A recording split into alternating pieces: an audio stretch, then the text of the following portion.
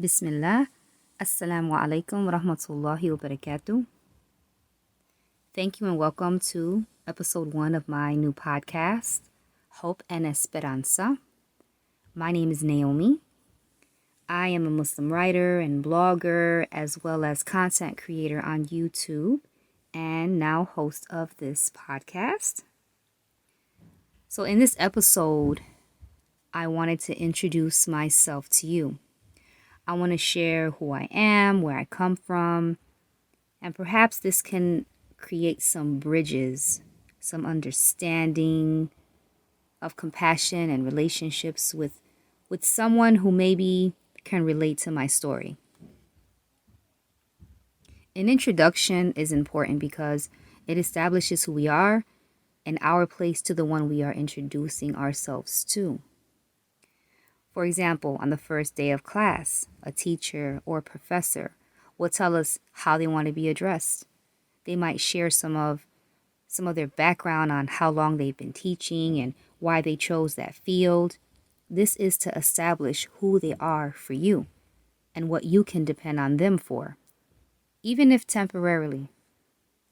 So this is my intention, to challenge myself and others to evaluate how we introduce ourselves. What can people count on us for? What can we be dependent on? And are we depending on others for things that they might not have offered to us?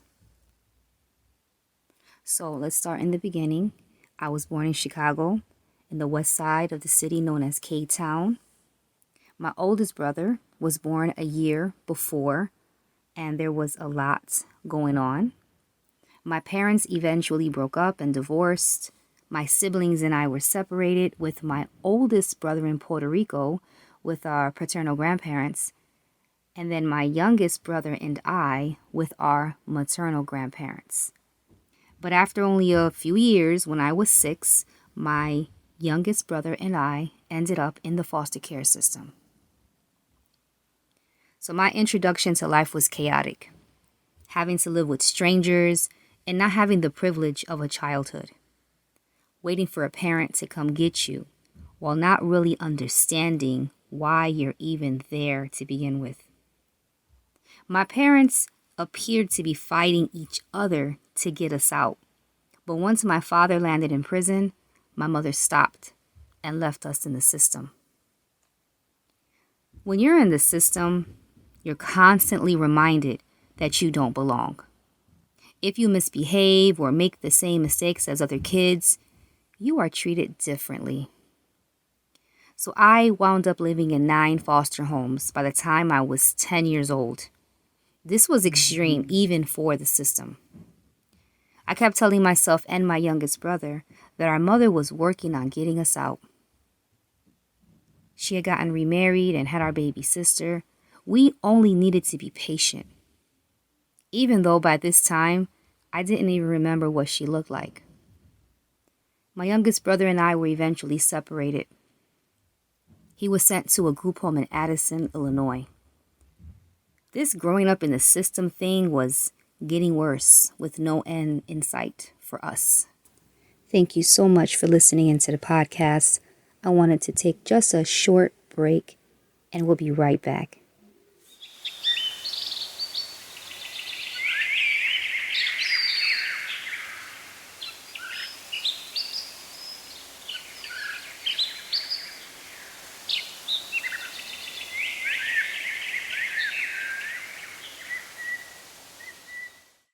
Welcome back. My name is Naomi, and this is Hope and Esperanza. Let's get back into the episode. Why did I assume that a mother could not live without their children? That a mother would never abandon their children, especially with perfect strangers? I thought she had to be fighting because I saw and I felt my father fight for us. But she didn't. She left us there. So my father's incarceration story, in short, was that he was so overwhelmed with trying to get custody of us during a time when men didn't have many rights that he snapped and caught a case. But my father, who would have had excuses to have disappeared, did not. My father wrote me letters from jail, called often, and once a month I would be taken to visit him. My father and the visits to jail were the only consistent thing in my life for a while. Then at 10, I had a visit with my father in a courthouse. He explained that I was going to live with his sister in Grand Rapids, Michigan, my tia Judy, who had already gotten my oldest brother, who was being raised in Puerto Rico. He was 11, didn't speak and didn't speak much English, and he had just found out that our grandparents weren't his real parents. My tia Judy was a great aunt and foster mother. At the time, I thought she was strict, she worked a lot, but all of my needs were met, and I was happy to be with family. I had lots of little cousins who lived on the same block, and after a year, my grandmother, who was raising my brother, came back from Puerto Rico and stayed with us. My grandmother, my abuela, Esperanza, to whom this podcast is dedicated to, is my biggest inspiration. She came into my life like a hurricane, but I learned to appreciate and understand her. My grandmother was Pentecostal, and she introduced me to God and relationship with God. She forced me to go to church 5 times a week. She cut up any pants or jeans my aunt or anyone bought me, and she never let me complain to my father when he called. I can go on and on about my abuela. This was a woman who never went to school, who had 9 children, and came to the States speaking no English. She never learned to read, write, or even drive a car. But she traveled often, and she became the smartest, wisest, and strongest person I will ever meet.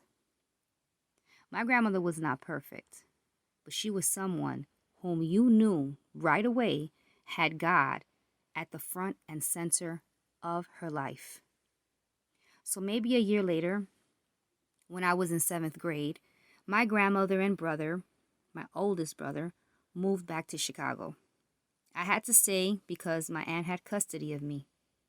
I was lonely. I had few friends at school, and while some girls at this time had started to develop, some of us hadn't. I also started to get teased because of my hair. So I started skipping school. My aunt would leave to work at 5 a.m. and I would just stay home. When the school would send letters to my aunt, I would take them out of the mail before she got home, and I'd erased all the messages on the answering machine. I ended up missing so many days that I failed the 7th grade. Then another of my father's sister started visiting us in Michigan. This aunt was my godmother, someone who pledged in a church with my uncle, my godfather, who swore to take care of me as their own if my parents could not. She now wanted me to live with her. I don't know what my aunt's intentions were, but she had no business taking that oath or taking me in. I was told that going to live with my aunt would mean I'd be closer to my brothers and my parents. I'd also have my cousins who were about my age and who were my favorite cousins as a child. But most importantly, I would no longer be alone. Because I was moving during the summer when I was supposed to be going to summer school for 7th grade, I had to repeat it. So now at 13, I moved with my godparents and cousins to a Chicago suburb called Skokie. And I started to go to a Catholic school, St. Stanislaw Kuska, in Chicago, where my aunt worked as a secretary. My 7th grade teacher was the beloved Miss Roy. And my cousins who were starting high school assured me that repeating the 7th grade would be fine. But they had no idea that Miss Roy, along with other adults, treated children without parents a little differently. And inshallah, one day I'll tell that story. But I was basically ready for a new beginning. The only thing that I'll say about the time I was with my godparents that I take to this day is the impact that someone has when they're raising a child or taking care of a child whose mother they don't like. My aunt and my uncle, they were humans. They are humans. They have problems and jobs and stress along with 3 children of their own. So I do appreciate their attempt. But after a while, my caseworker realized that this was not the best place for me. So I was once again moved. And this time, it was my choice. And I asked to go with my abuela, my grandparents, and my older brother. I always say that I had the best grandparents ever on both sides. They weren't perfect, and I've heard stories about mistakes that they may have made in their marriage and in raising their own children. But as grandparents, my grandparents were great examples. My grandmothers both each played a maternal role in my life during pivotal times, and my grandfathers were strong Puerto Rican Caribbean men who, by this time, were always home. So now my grandparents had custody of me, but this was on the condition that they moved out of Chicago. They had already discussed with my caseworker their plan to move to Dixon, Illinois, a small city where my father was incarcerated. This way, they can get my older brother away from the trouble in the city, and we could be closer to our father, and we could even see him every day if we wanted to. So by this time, my oldest brother was 16 and I was 15. We didn't like the slow-paced back roads town of Dixon, and we quickly found out how racist it was.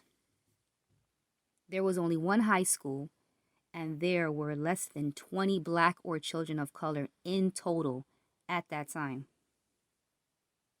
It was so racist. My brother ended up breaking someone's nose after being called the N-word, and then he was sent to a juvenile detention center. And I was once again alone. So then one day, after my 16th birthday in March, my mother called. My grandparents, who never let me use the phone, handed me the phone, and it was my mother. I was confused, I was mad, I was excited. I just wanted to be with her. I forget the details of the plan, but I was going to move with my mother. I told my grandmother, and she tried her best to talk me out of it. I don't know why I had to wait till spring break. Maybe to give me extra time before my caseworker found out I had run away. But in the days leading up, my grandmother gave me great advice. Her advice was on point, and it was all correct. But it was too late. I was too damaged, too hopeless, and done waiting for a mother to finally come and get me. Just go and visit her during break and come back, my mother suggested. You don't really know who she is, and how will you defend yourself out there? You're going to be on your own, she warned. But after a decade, I figured I was ready to go home. I would learn the hard way that I wasn't missing out on home. I wasn't being kept from something better. I was actually rescued from a life that was filled with violence, chaos, and trauma. But my fantasy of what a mother was and who I thought I was to my mother was about to be shattered. As I stated at the beginning of this podcast, It is important how you introduce yourself and what you let people know that they can depend on you for. But what's more important is that you not depend on someone for something they never offered. That you not assume or assign their introduction and position in your life. How you do not assume that you even have one of importance in theirs, even if they are your own mother. Some of us spend a lifetime chasing a mirage of someone that doesn't exist, and we ignore what and who is right in front of us because we assume we know how it's supposed to look. My hope in sharing my childhood story is that we are conscious to not be a mirage for anyone we love, and that we let go of any mirages we may be chasing.